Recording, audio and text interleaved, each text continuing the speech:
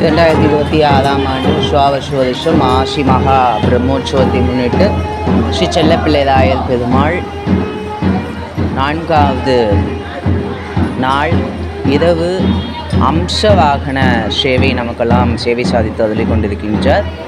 அம்சம் அப்படின்றது அன்னப்பறவை வாகனத்தை நமக்கு குறிக்கின்றது. அன்னப்பறவை அப்படின்றது கல்வியில் மிகச்சிறந்த ஒரு முன்னேற்றத்தினுடைய வெளிப்பாடாக நமக்கெல்லாம் அமைகின்றது.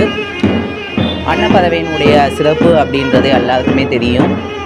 மிகவும் அறிவுபூர்வமான அந்த பறவையின் மீது அறிவினுடைய திலகமாக பெருமான் ஆரோகணித்து வரக்கூடிய அந்த அழகை தான் நம்ம பார்த்து கொண்டிருக்கின்றோம்.